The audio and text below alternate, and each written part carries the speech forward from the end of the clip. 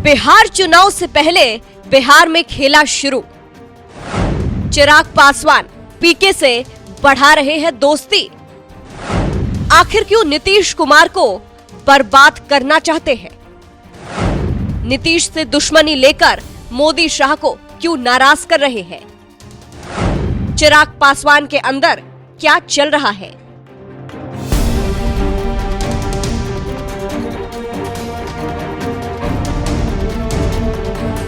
अगर नीतीश कुमार और लालू यादव को छोड़ दिया जाए तो अब बिहार में कोई मास लीडर नहीं दिख रहा है, और जो दिख रहा है वो है तेजस्वी यादव, चिराग पासवान और नई पार्टी बनाकर अपना दमखम दिखा रहे प्रशांत किशोर। इसी बीच अपनी राजनीतिक महत्वाकांक्षा को पूरा करने के लिए चिराग पासवान कुछ अलग तरीके से चल रहे हैं।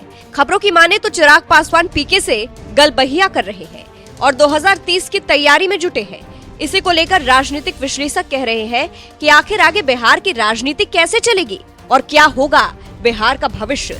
इसी पर एक मीडिया संस्थान के डिबेट में बात करते हुए चिराग पासवान ने कहा कि चुनावी राजनीति में किसकी कितनी ताकत है, इसका अंदाजा इसी से लगता है कि आपके पास कितने विधायक या सांसद है।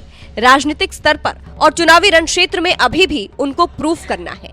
मुझे नहीं पता कि वो उसमें कितना खरे उतरेंगे। उपचुनाव में उन्होंने जरूर प्रयास किया, वो सफलता उनको नहीं मिली।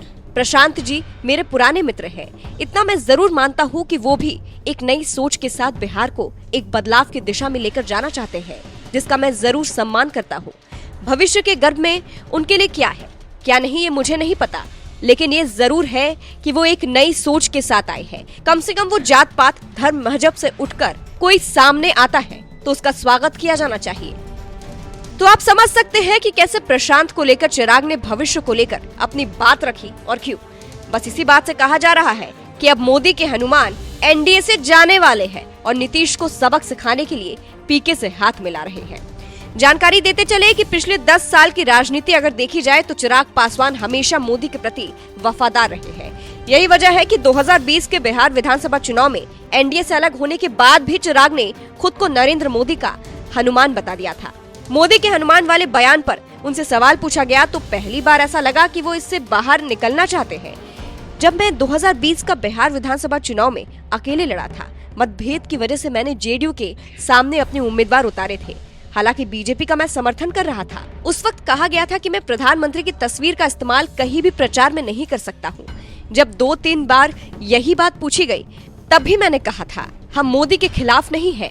आज भी कह रहा हूँ कि मैं मोदी के खिलाफ नहीं हूँ, लेकिन अपनी पार्टी के विस्तार के लिए हम दूसरे पर दोष नहीं मढ़ सकते हैं।